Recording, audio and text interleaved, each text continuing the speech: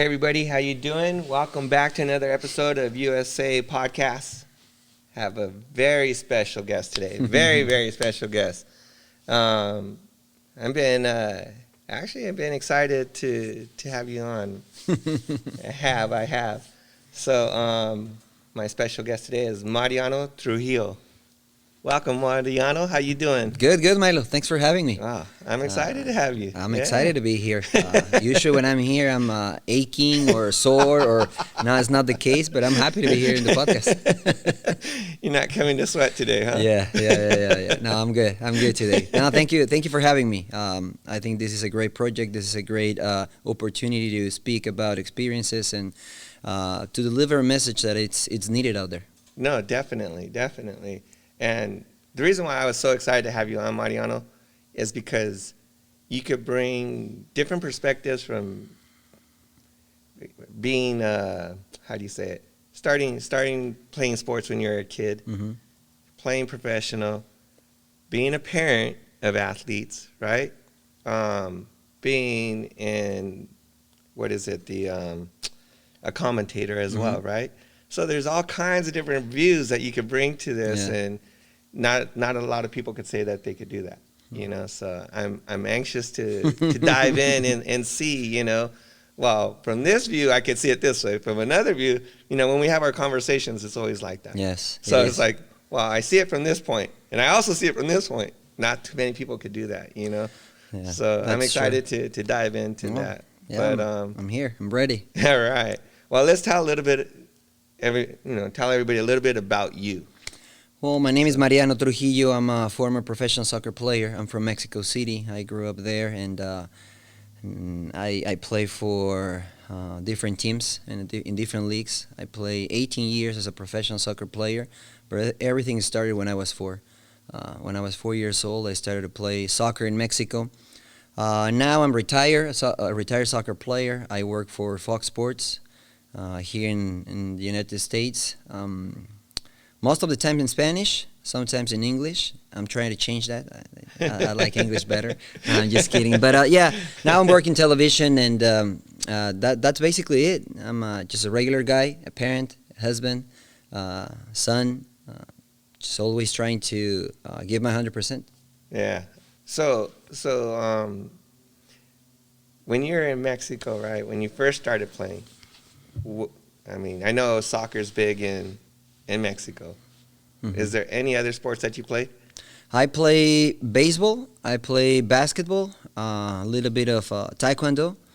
But my main sport was soccer. My dad used to think that he loves soccer still, but his thinking was, I want him to play soccer, but I want him to experience different sports because that can add tools to his game. Yeah. Playing basketball helped me with the footwork. Playing baseball with the reflexes. Playing taekwondo to be brave and courageous because I didn't want to get hit. So it helped me a lot. But that was the mindset that my dad had back in the day, and it helped me a lot. But soccer was my main thing. You know, I enjoy a lot being on the field. I felt that it was my space when I was playing soccer. Did your father play professional, or did he play soccer or anything? Or? He did play soccer in the reserve team. He was 19 years old. He was young, and I was with them already, so he couldn't. He made a decision. He needed to work or to play professional because the money wasn't good at that time for him. He was gifted. He's a barber, so he was gifted, with that talent, and he didn't like it. He hated it, but he was really good. So. He started to do it and made a career at a good level. He was doing hair for actors in Mexico and famous people. Yeah. So it was a talent for him, but he didn't like it. He was in love with soccer, and every time he has a chance to go and play and watch, and he didn't hesitate. He was always thinking about soccer. So sadly for him, he didn't play. I saw him playing a little bit. Everybody around him said, if you would have played just 50% of what your dad played, you would have been a superstar. I was like, well, I don't know. I don't know. You have to take their word for it. Huh? Yeah. So from our conversations that we've had, we have many conversations here, right? But I don't think a lot of people know what you truly wanted to be. I wanted to be a basketball player. Yes, I was playing soccer, and then I watched Magic Johnson and the Lakers, and that big rivalry with Larry Bird. And back in Mexico, yeah, basketball was an important sport, but it wasn't the main sport. So Yeah. I watched that, and it's like I want to do what they're doing. So I started to practice the game by myself, shooting outside, and then every time I had a chance to play, I was playing with older kids. And in my head, all that environment and atmosphere around basketball got me. And I told my dad, I want to play basketball. I want to play professional basketball. But I didn't see anything in Mexico like that. So it's like in my head, it's like I need to go to the U.S. to play that sport. And that was my goal. That was honestly what I wanted when I was younger, probably 13, 14. Uh-huh. But I was talented at playing soccer, so I just continued playing soccer and followed that path. It wasn't a struggle for me. I was enjoying it, but in my head, every time I had a chance, I was playing basketball. Yeah, that's what I was just about to ask you. I go, did you love soccer though, or did you? Remember we talk about that. Yeah. You know, you gotta fall in love with the process and the sport, right? You can't just. A lot of people, it's a job. Mm-hmm. We've talked about that. So. I love what it takes to play a sport. You know, I like any sport, and I respect any sport. But it takes something else that a little bit more than just talent to enjoy what you're doing. And I like that process. You know, I didn't know that I was talented to play basketball, for example. Soccer helped me to play that. But I enjoyed the process of learning how to shoot, how to play defense, how to the plays and all that. And I was applying that same work ethic and philosophy to every sport that I was practicing. I didn't know it was something that I learned from my dad. But yeah, I love soccer, but I love everything around soccer, not just the game itself. You know, the training, the eating, the sleeping, everything, all the preparation to be a good soccer player. I think that's what I love, to do things in a right way. Yeah. So when at what age did you see yourself like transforming, saying like, man, I have potential. I could see myself making it, you know, all the way to the pro level. When did you start developing that? When did that finally kick in, you know? Because I'm sure there's different levels, right? I mean, you could see certain kids, and I'm sure you see them when you're going out and watching, you know, Abby and Ethan play. Yes. You know, I'm sure you see, like, that kid, I could see something special in them, you know? When was that for you? Honestly, Milo, when I was 18, that was the year when I realized that I had a shot on being a professional soccer player. Before that, the work ethic helped me in climbing the ladder to put myself in a position to play professional. But before, when I was playing, when I was 4, always comments about my game, about how I was playing, and all the comments were, oh, he's going to make it, he's going to make it, he's going to make it. I never believed that, you know, and actually I didn't even pay attention to that. I heard it, and my dad was obviously, you know, proud of the comments. But playing soccer wasn't my dream, or being a professional soccer player wasn't my dream. I was just enjoying it, being out there. But when I moved from all the academy levels to the first team by accident, I stopped. I moved away from the situation, and I spoke with my dad, and I asked him, do you really think that I can? And he said, yeah. I mean, you're here because you're talented, but it's not just talent. Like as we were talking, it's the work ethic that you put on. When you talk about work ethic, like, I mean, a lot of people have different versions of it, right? Like, oh yeah, I work hard.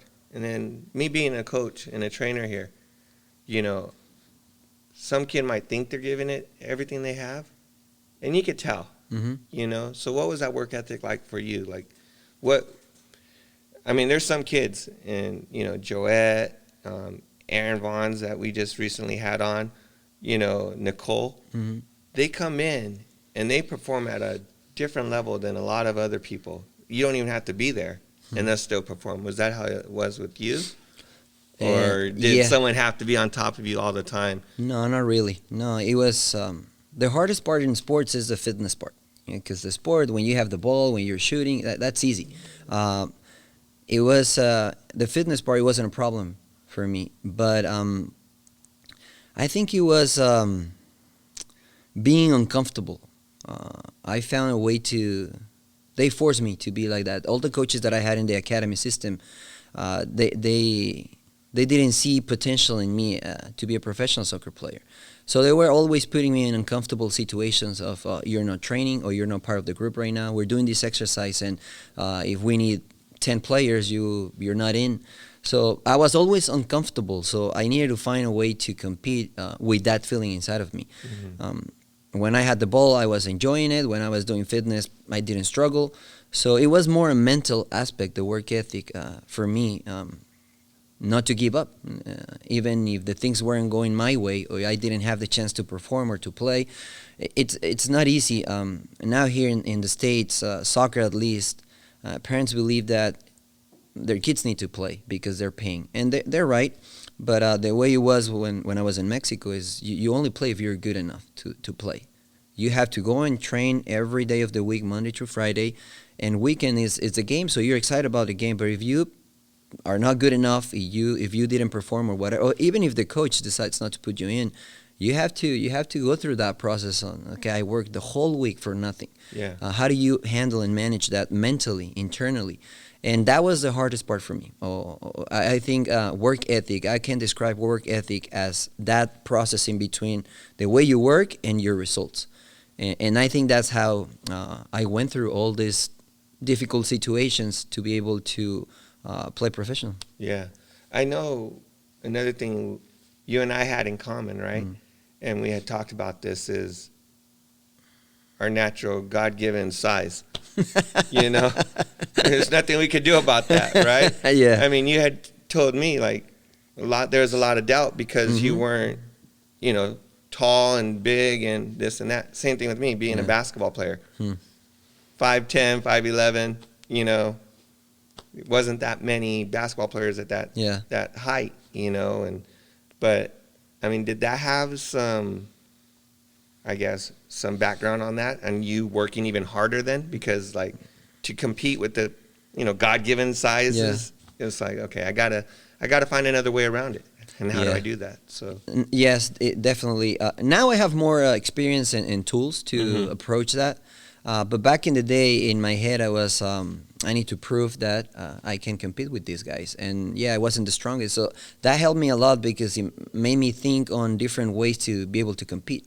And it's funny because I was talking with my daughter yesterday. She's not too tall. She plays soccer. And now in the age that she is, you can see the difference between the taller kids and the not too tall. Like, you have to find ways to compete. You're not strong, you're not tall, but you're fast and you're technical. So use that for your advantage. And that's what I did. My dad helped me a lot. I was fast.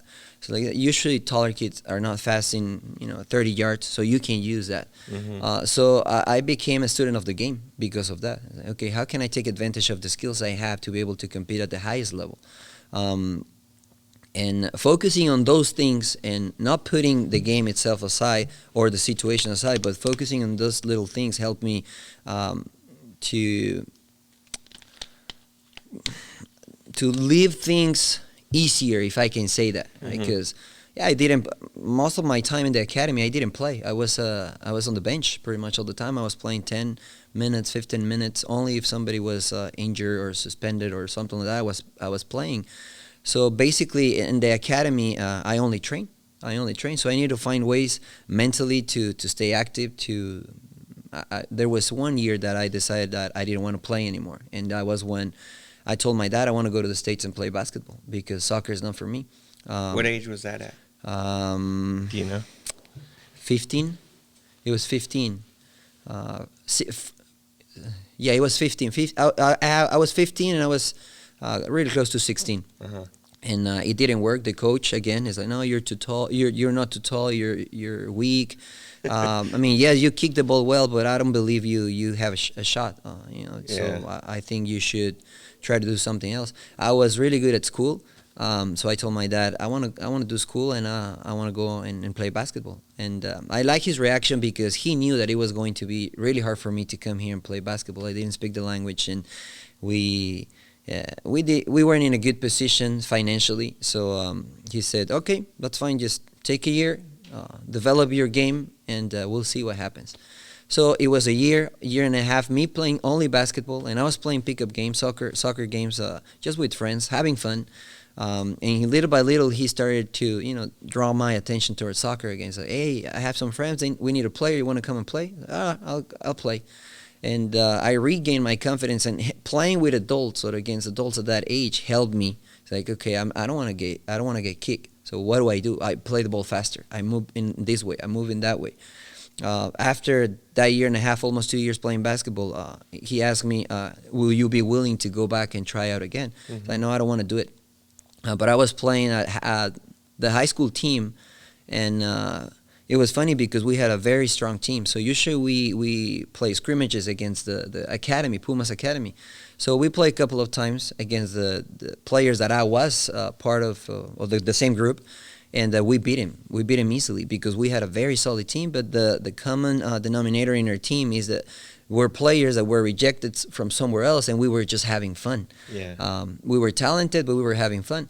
But that little process of my dad giving me freedom to play basketball and think about something else or something different than soccer, and silently pushing me towards the experience that he wanted me to go through, playing with adults at a younger age, helped me to mature.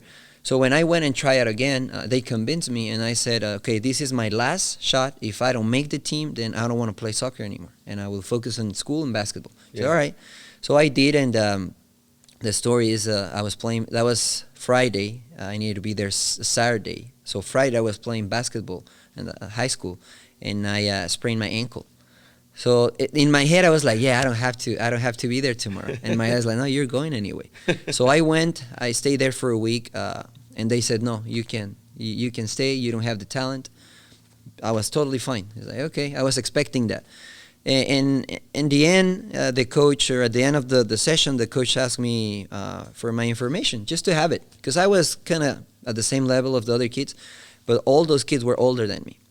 When I told him my age, he said, no, wait. So they they signed me with the younger team because I was able to play in that level. But it was the same story. I didn't play a minute with that team. So in my head, it was a challenge. It was a struggle. It's like, I'm not good at playing soccer. I'm not a good prospect to play at the level that they want me to play, or at least that was the story I heard since I was 4. Oh, you're gonna make it. You can play. Mm-hmm. And at that point, I was like, I don't want to play anymore. I want to do something different. But my dad was very smart in these types of situations, because he was always telling me, yeah, that's fine. If that's what you want to do, go ahead and do it. But silently, he found ways to put me in the spot to try again. Yeah. To don't give up. Focusing on the positive things that I had in terms of soccer, to keep pursuing that. And I'm not sure if it was his dream or my dream, but I now when I turn back, I'm thankful for that, because that helped me not just to give up, or not to give up easily when mm-hmm. things are not going your way. It taught me to keep trying to be persistent, to be resilient. That's where I was trying to say, to be resilient, because you can go either way, right or left, and be flexible and move. But if you don't change your path, if you maintain the focus on what you really want, eventually you're gonna get it. Yeah, no, exactly. Yeah, so mindset, Mariano, to you, what helped you form the mindset, or what can you share with the viewers and stuff like that, and especially the young kids? Mm-hmm. The mindset. We talk about that all the time and stuff like that. Was there anything that contributed to the mindset that you needed to?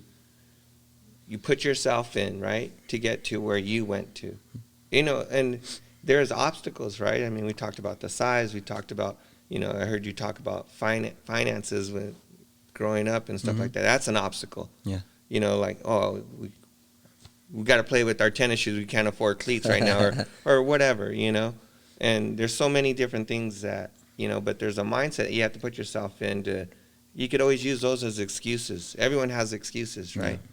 So what was the mindset that you had to put yourself in, and what can you tell some of these kids nowadays? Like, hey, this is what you need to do, or this will help you. Is there anything or? Yes. I think the main thing is that I was sharing.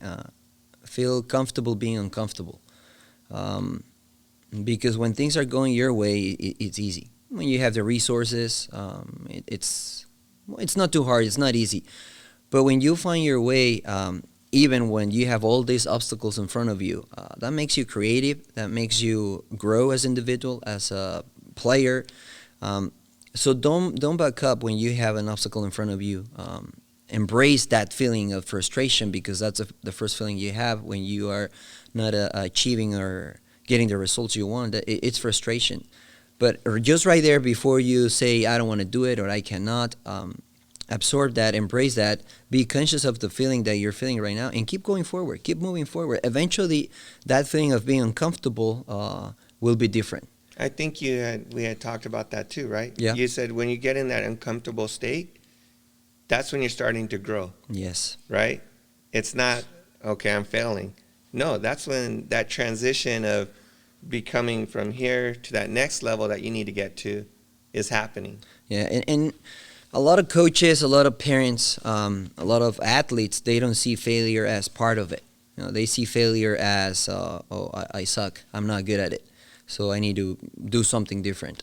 And that might be the case, but as long as it's conscious, as long as you try everything and you couldn't, and if you decide to make a change, it's okay. But with the same work ethic as we were thinking, with the same mentality or mindset. But I think failure will help you to get closer to what you really want. I don't know any athlete, any individual that in their journey to be successful that didn't fail. If you embrace failure, if you're not afraid to fail, if you're not afraid of the consequences of failing, then you're closer. You're one step ahead of anybody else. Mm-hmm. Because most of the athletes, most of the individuals, they take action based on that fear of failing. It's like, I don't want to fail, then I have to do this. I don't want to fail a test, then I need to go and study. Instead of, well, I need to study, and then I'm going to go and learn to pass the test. Mm-hmm. The approach is different, and I think that's a game changer. When you take a different approach to the same scenario that you have in front of you.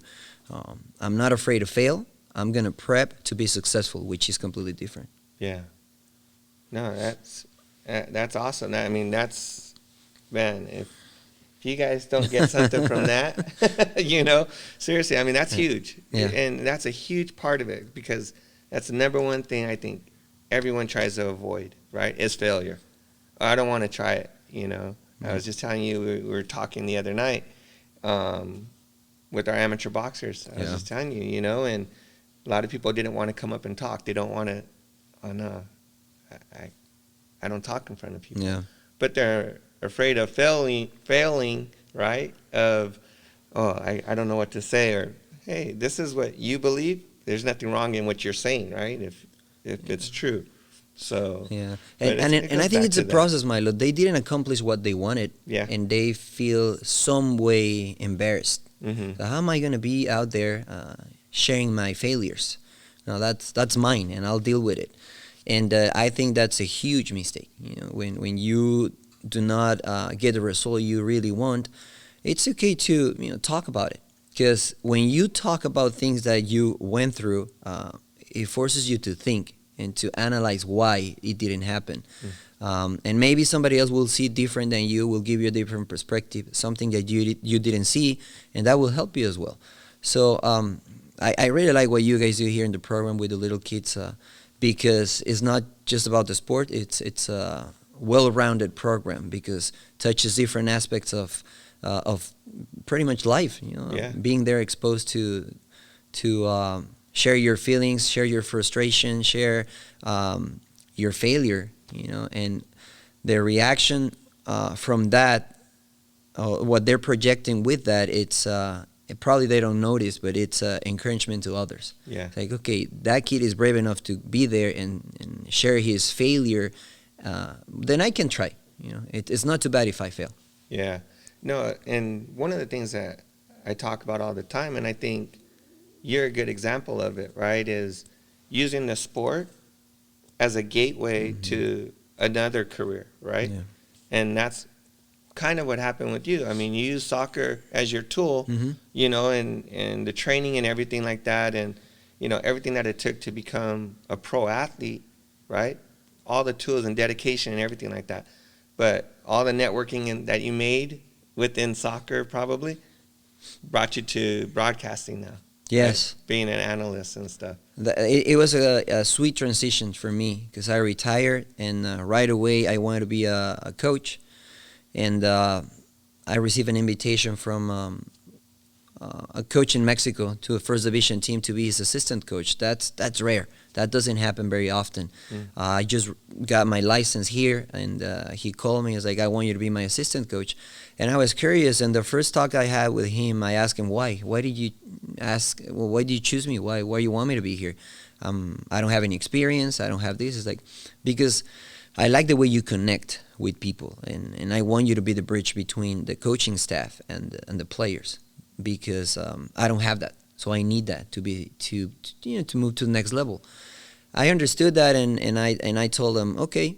And going back to what you were saying, okay, this is a great opportunity for me to create connections with the players, with the owners, so I took it as an opportunity to grow as a coach, but also as an opportunity to put my name out there. Yeah. Like, hey, this is what I can do, because they didn't know me, and based on what they saw, they offered me after that year to continue with them. But then I was blessed enough because of the same reason to have the opportunity to join television, and that was because something that I did when I was playing back in the day. And it's funny that you say that, because the people that call me is like, hey, I remember when you were playing in Morelia, we talk about this and that, and now when they ask about a player that play for the national team and speaks English to work in the Gold Cup, your name came out right away. So I'm calling you just to see if you're interested. And I said, yeah. Honestly, the first reaction was, no, I don't want to do it. I was a little bit afraid of trying something new in a different language.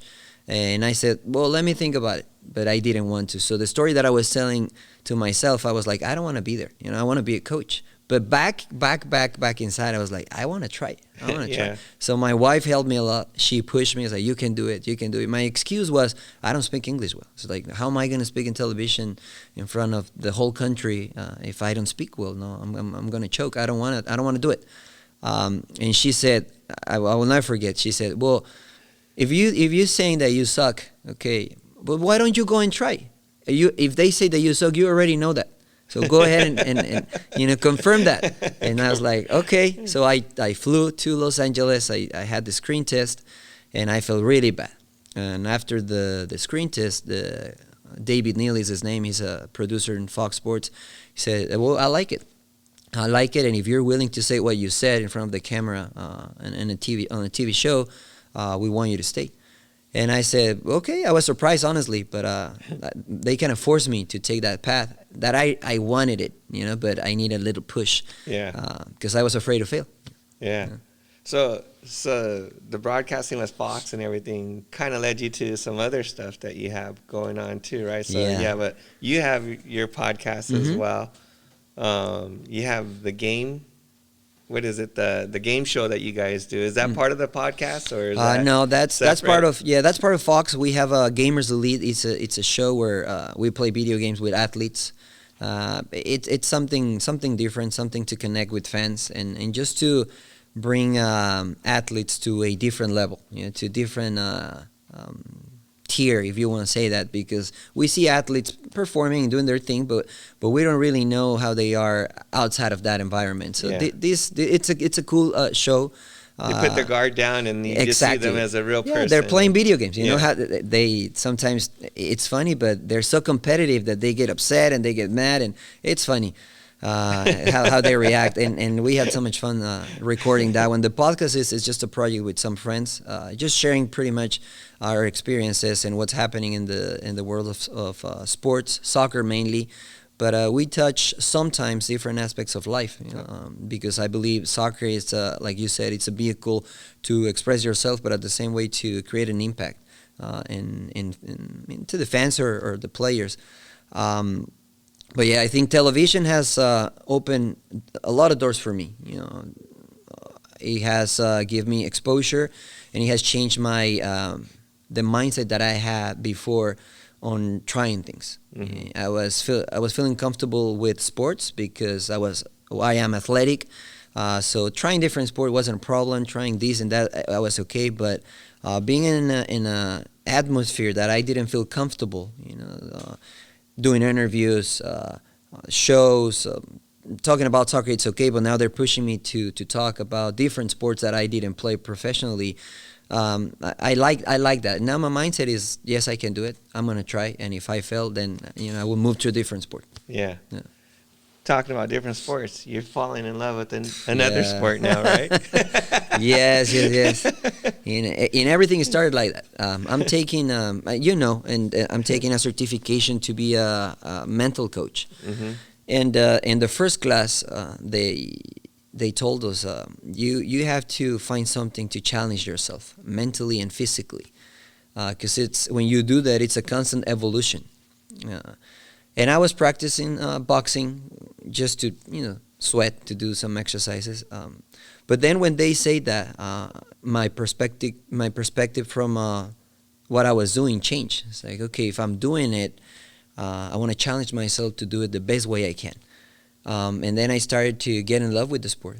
Every single detail, what it takes to be inside of the ring, not to be successful. What all the hard work that it takes to be present in one fight, in one professional fight or amateur fight.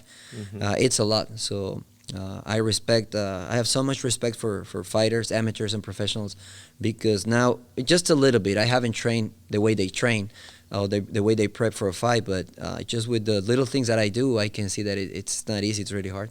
Yeah. Just so that everyone knows, he's in here 5 days a week boxing. Yeah. Boxing now. Yeah. So, I still need to spar. Hear that, Joette? Yeah. Yeah. No, but I think what the boxing does too, right? And being an athlete, you don't lose that competitiveness, mm-hmm. right? And every time you come in, I challenge you with a different combination or trying something different.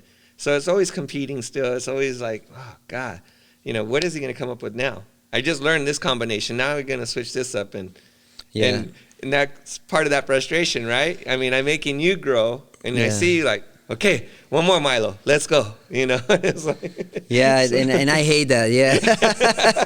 No, but it's true, because I feel comfortable throwing the basic combinations, and then next day is like, okay, let's do something different. And when it doesn't go my way, I leave and I go and check videos and how's that combination. And then Tanya, my wife, makes fun of me. It's like, you're not gonna fight. Why are you doing that? She just want to learn. I want to learn, and I try to find a connection, a purpose. Mm-hmm. It's like, 'cause yes, I'm working out. I'm not gonna fight, but I found the connection. It's like, okay, I'm training, so I want to learn everything about the sport, because in my environment, I can be a color commentator on fights, or I can be a presenter if they have a fight. Mm-hmm. So I found that link, and now what I'm doing here has a purpose. Yeah. To grow, to be better. So having that mindset helps me here when I don't want to come. When it's like, oh, this combination is hard. Well, why that combination is hard? What will you say if you see that combination in a fight? So I'm putting the dots together just to continue with that mindset of growing. Yeah. No, and I think honestly, with you saying that, right? With you getting in the ring and sparring a little bit and getting a feel of it, right? It's going to help you in that aspect, mm-hmm. right? Because it goes back to you being a commentator for soccer. Mm-hmm. There's commentators that never played the sport, right? I'm not trying to put anybody down. Names, Micah. Okay, there's commentators that never played the sport, but yet they're the experts. Yeah. And it's like in boxing, I've talked to you about this, even myself. I could go hit the bag and hit the mitts, and it's like, wow, this guy looks really good. He's really good. You put him in the ring to spar, it's like he's never put on gloves before. Yeah. you know. But now you could commentate a little bit different. You could speak differently on it. Like, okay, he should have done this. It's a little bit different when you're in the ring because you can't see this, you know. Same thing on the soccer field, you know. And yeah, it's and you know, I learned that early in my career because I trained with players, talented players, amazing players, and during the week they were doing things that, I mean, they were incredible. But then during the game, their performances weren't there, and I was just curious about it. And I think it's a mindset. You know, I mean, if you are not conscious or at least willing to put all your talent out there or to be exposed, trying, then you're not gonna grow. You know, and I've known a lot of players and athletes with amazing talent, but they're not willing to be exposed when it's important. Yeah. You know, they're like, no, I'm comfortable here hitting the backs, and I look good hitting the backs. I can post in social media hitting the backs, but I don't wanna be in there because I don't know if I'm ready.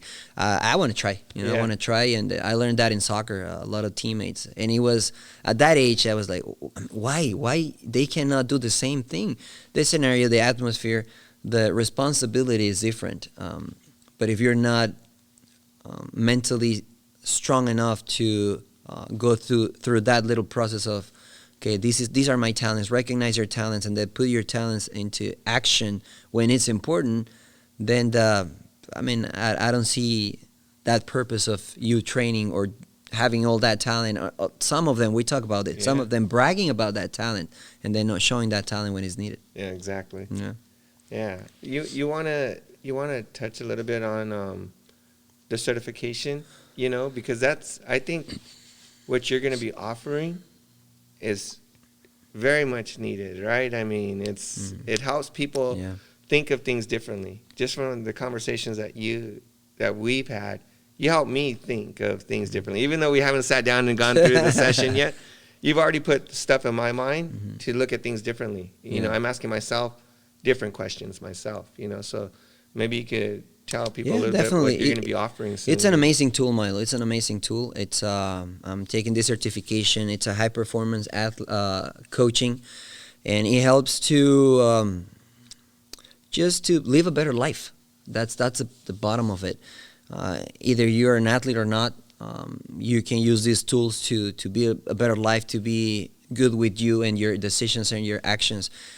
Growing up as an athlete, I didn't have that part in my game. I was doubting myself because that's what I heard since I was little, right? Or since I started the process to be a professional soccer player, everything were doubts around me. You're not strong, you're not this, you're not that.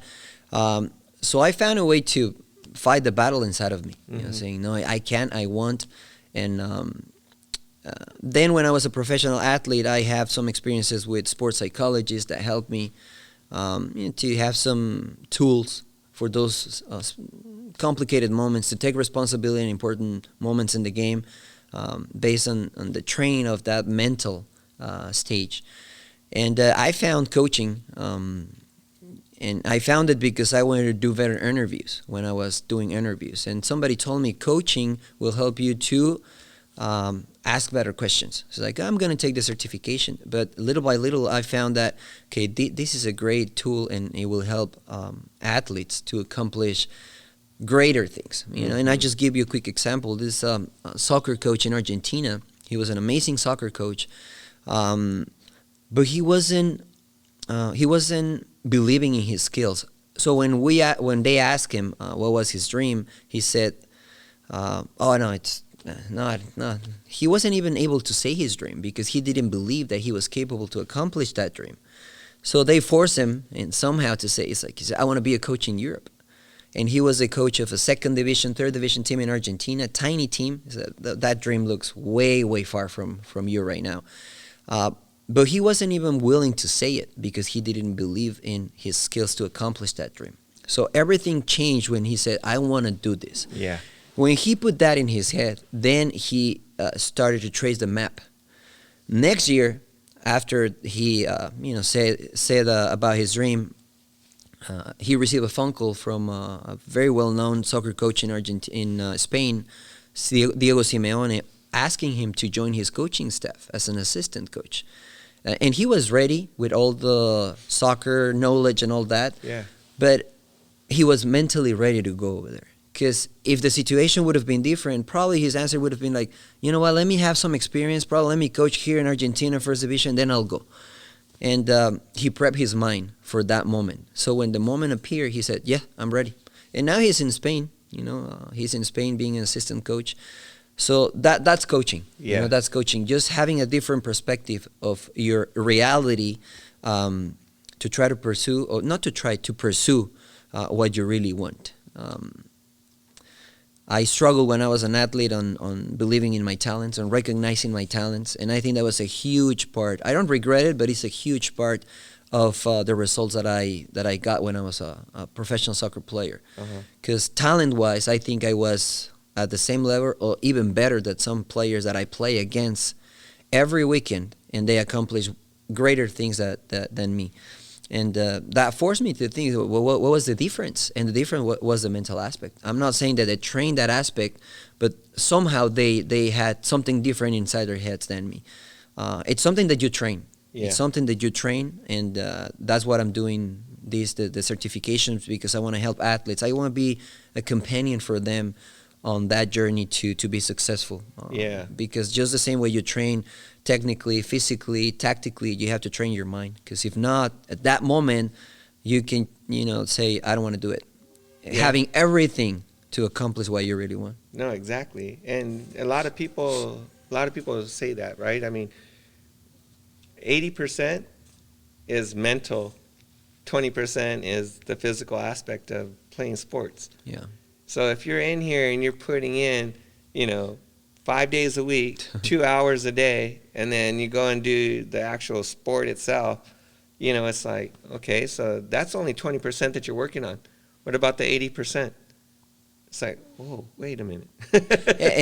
And you train it, Milo. Yeah. It's funny, but every time that I was on the field and I have an important game and an important play, penalty kick, in my head it's like, I'm not capable to do it. Mm-hmm. And everybody around me was like, you are the one that should be taking the penalty because technically you're good. So this coach, famous soccer player in Mexico, Hugo Sanchez, saw that. And he's like, I want you to take the penalty kicks. And he was my idol when I was growing up because he played for Real Madrid. I mean, he was very well known. He is. And I couldn't say no. So he forced me to make a decision just right there. Say, well, am I gonna say no? I can't, or I'm just gonna do it.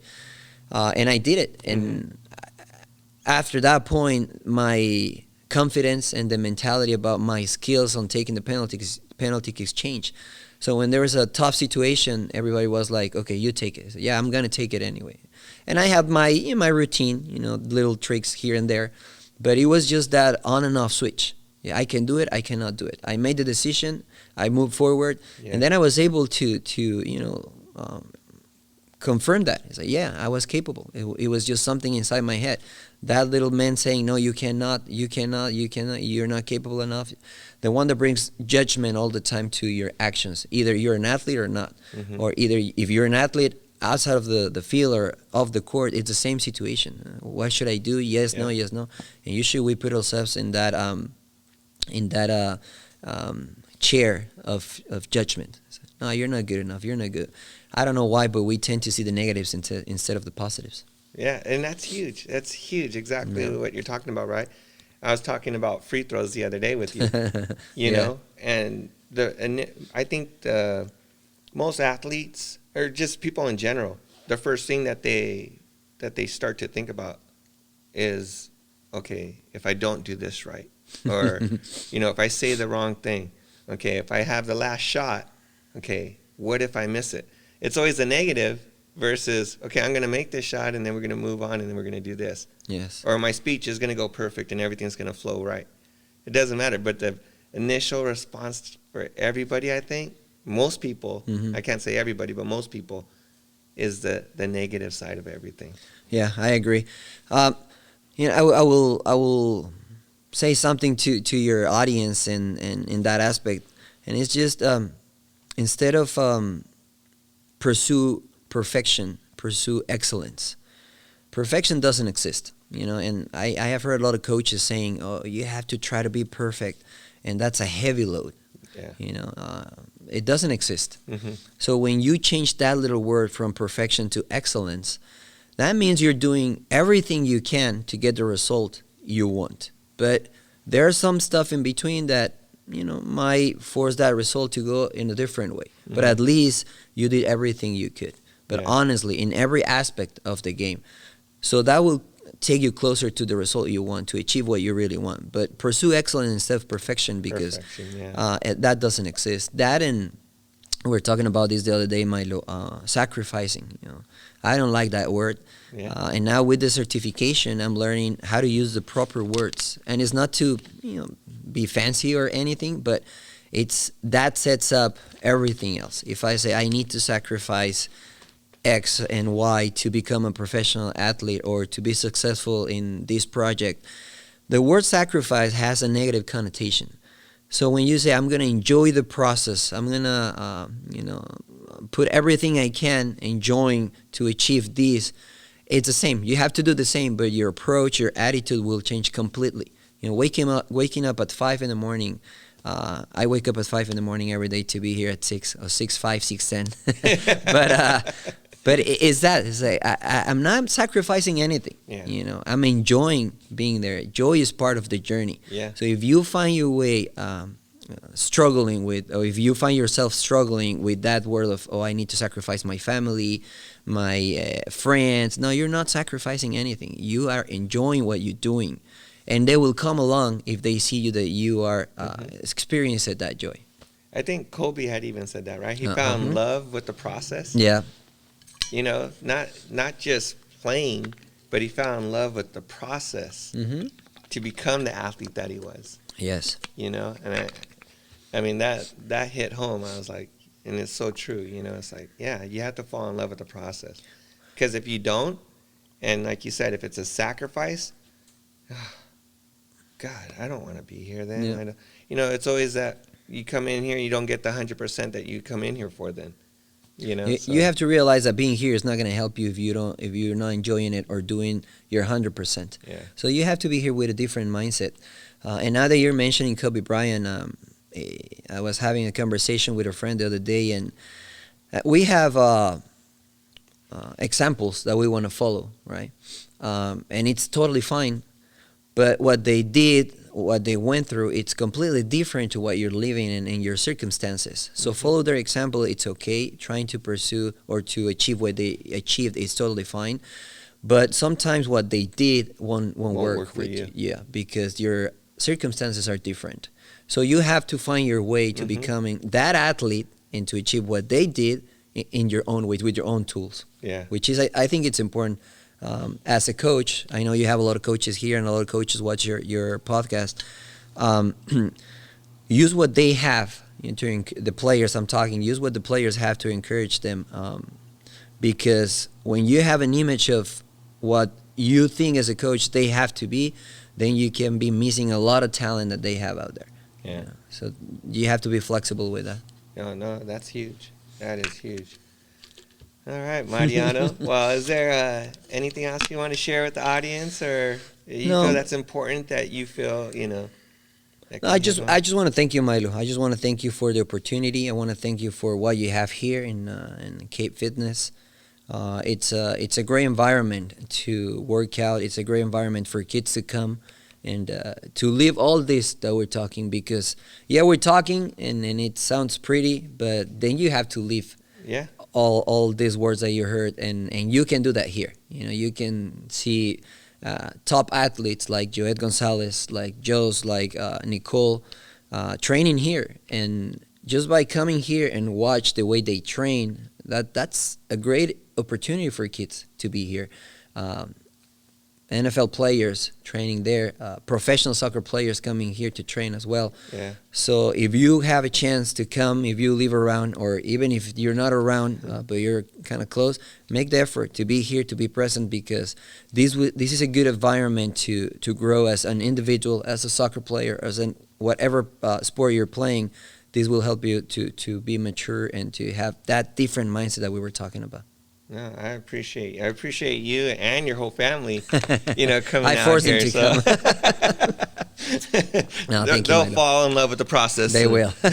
So, Yeah. no, but thank you, Mariano. I Thank truly you. appreciate you coming out and supporting the podcast, Yeah. supporting what we do here, and just being part of the family here. No, thank you. Yeah. Thank you, Milo. Yeah, appreciate it, and you definitely have to give them your contact information, because Sure. I'm sure a lot of these people could use the coaching that you're going to be offering soon. So, that's Yeah. huge. That is huge. So. But they can send me a direct message on my social media at Mariano T19 on IG, Instagram, Twitter, Mariano Trujillo on Facebook. So send me a message, and yeah, definitely I'll be in contact. Yeah, sounds good. Well, Thank you you. again. Enjoy the rest of your week, and thank you everybody for tuning in. Tune in next week for another special guest. Thank you.